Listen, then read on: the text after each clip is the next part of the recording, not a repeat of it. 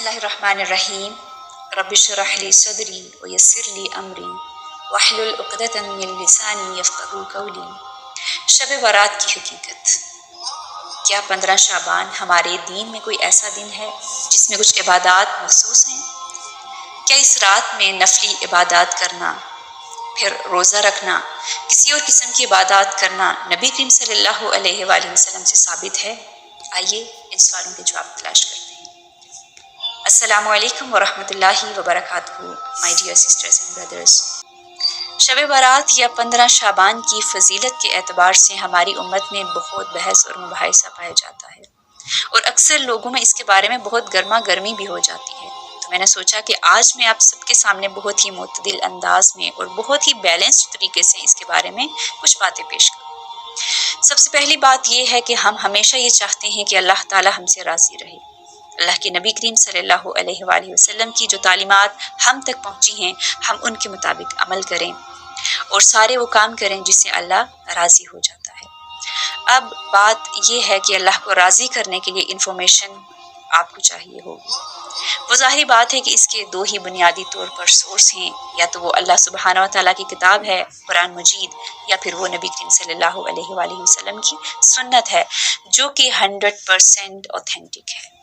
याद रखिए, जहाँ तक दीन का ताल्लुक है तो 100% वही काम करने होंगे जिस पर अल्लाह और रसूल की मोहर हो।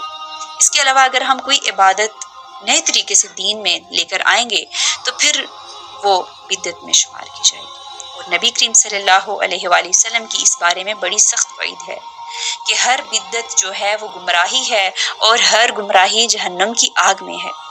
तो आइए अब देखते हैं कि शाबान और स्पेशली ये जो निस्फ शाबान है या 15 शाबान है कि जिसको हमारी आम इस्तिलाह में शब बारात कहा जाता है, इसकी हकीकत क्या है। तो सबसे पहले हम वो चीज़ डिस्कस करते हैं जो 100% ऑथेंटिक है। नंबर 1, शाबान के महीने की फजीलत इस एतबार से ज़रूर मौजूद है कि नबी करीम सल्लल्लाहु अलैहि वसल्लम पूरे साल में रमज़ान के अलावा किसी और महीने में इतने रोज़े नहीं रखते थे जितने के शाबान के महीने में रखते थे। लेकिन इसके साथ साथ नबी करीम सल्लल्लाहु अलैहि वसल्लम ने 15 शाबान के बाद रोज़े रखने से मना फरमाया। तो इसकी वजह हमारे उलमा ये बयान करते हैं कि इंसान अपने आप को रमज़ान के आने से पहले ही रोज़े रख कर थका ना दे। लेकिन अगर कोई ऐसा शख्स है जिसको ऑलरेडी आदत है ज़्यादा रोज़े रखने की नफली तौर पर, तो ये इंशाअल्लाह वो रख सकता है। लेकिन उसको भी चाहिए कि वो भी रमज़ान के शुरू होने से पहले 2-3 दिन पहले रोज़े रखना तर्क कर दे, छोड़ दे। तो ये तो थी शाबान की फजीलत कि इस महीने में नबी करीम सल्लल्लाहु अलैहि वसल्लम ज़्यादा से ज़्यादा रोज़े रखा करते थे। जहाँ तक ताल्लुक़ 15 शाबान का है तो इस हवाले से जो 2 रवायात हमारे सामने आती हैं जिनका मायनी तकरीबन एक जैसा है, जो कि ऑथेंटिक हैं। इसमें ये बात बयान की गई है कि अल्लाह सुब्हानहू व तआला इस रात को अपनी मखलूक की तरफ देखते हैं और सवाए मुशरिक के और वो शख्स जो बुग़्ज़ और कीना रखता है सबको माफ़ फरमाते हैं। तो इस बात से पता ये चला कि अगर आपके अंदर ईमान की कमी है या अगर आप लोगों के बारे में बुग़्ज़ कीना वगैरह रखते हैं तो बराए मेहरबानी 15 शाबान से पहले इसको दुरुस्त करें ताकि अल्लाह सुब्हानहू व तआला आपको माफ़ फरमाए। अब आते हैं उन ढेरों रवायात की तरफ जो इस मौजू के ऊपर या तो बहुत ज़्यादा कमज़ोर हैं सनद के एतबार से, या मौदू हैं, फैब्रिकेटेड हैं, मन घड़त हैं। और इससे पहले कि मैं आपके सामने वो बातें बयान करूँ, नबी करीम सल्लल्लाहु अलैहि वसल्लम की एक हदीस है जो बिल्कुल सही है, जहाँ पे आप सल्लल्लाहु अलैहि वसल्लम ने फरमाया कि एक शख्स के झूठा होने के लिए यही बात काफ़ी है कि वो हर सुनी सुनाई बात को आगे कर दे, लोगों तक पहुँचा दे। तो इसलिए हमें बहुत एहतियात करनी चाहिए कि इससे पहले कि हम किसी को कोई ज़ईफ़ रवायत बताएं या बताना शुरू करें या कोई इसको मन घड़त रवायतें सुनाना शुरू कर दे, विदाउट वेरीफाइंग फर्स्ट खुद अपने बारे में सोचना चाहिए कि क्या हम झूठों की सफ़ में शामिल होना चाहते हैं या नहीं। तो सबसे पहले वो लोग जो ये कहते हैं कि इस रात को फैसले होते हैं और तकदीर के फैसले और रूहें निकल आती हैं वगैरह वगैरह।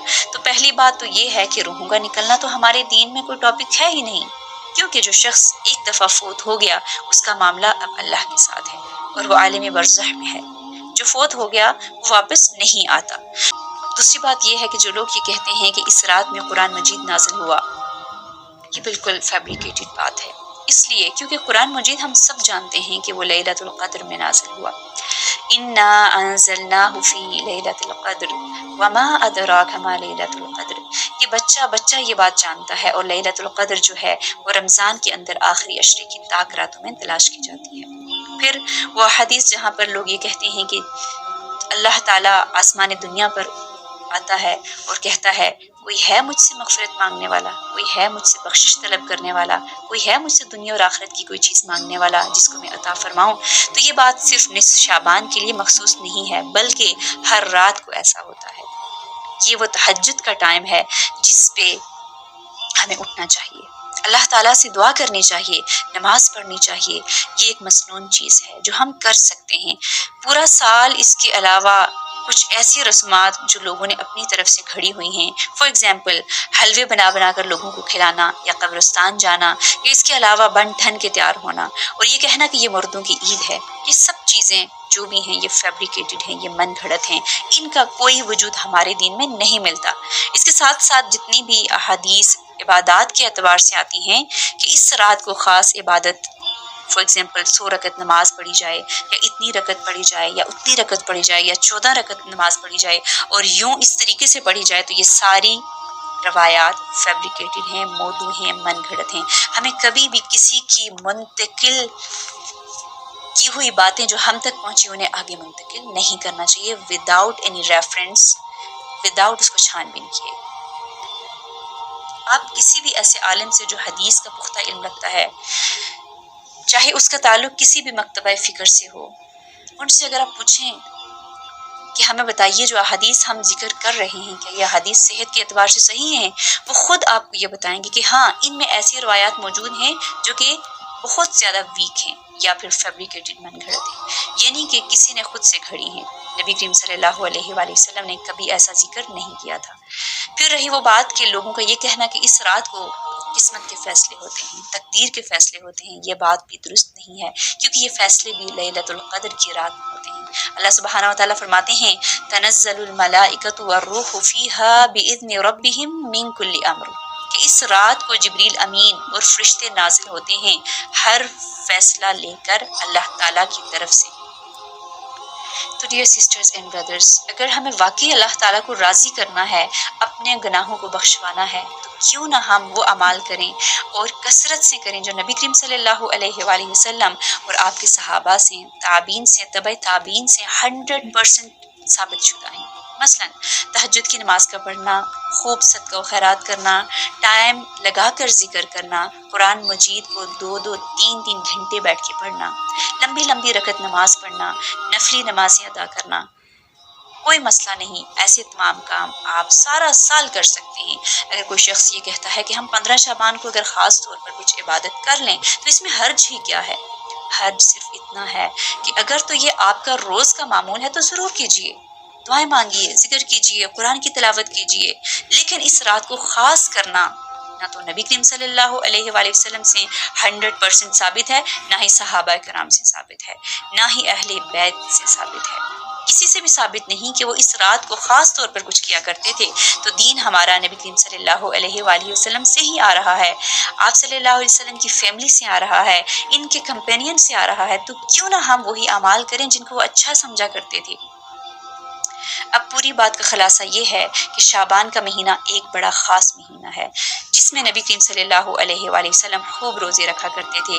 دوسری بات یہ کہ قرآن مجید میں 15 شعبان کی کوئی خاص اہمیت مینشنڈ نہیں ہے۔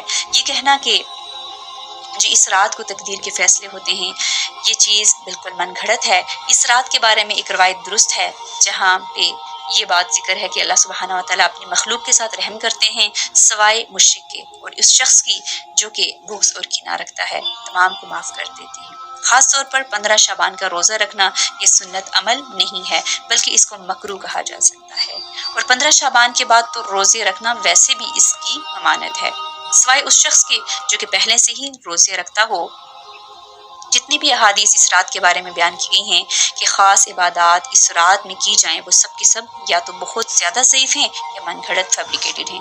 نبی کریم صلی اللہ علیہ وآلہ وسلم سے، آپ کے اہل بیت سے، صحابہ سے کچھ بھی ایسی خاص عبادات منقول نہیں ہیں کہ انہوں نے بیان کیا ہو کہ اس رات کو یوں خاص عبادات کرنی چاہیے۔ اور آخر میں یہ کہ اس رات کو چراغاں کرنا اور خاص قسم کے کھانے بنانا، حلوے بنانا اور قبرستان جانا اور یہ سارے کے سارے اعمال کرنا درست نہیں ہیں اور بدعت میں شمار ہو سکتے ہیں۔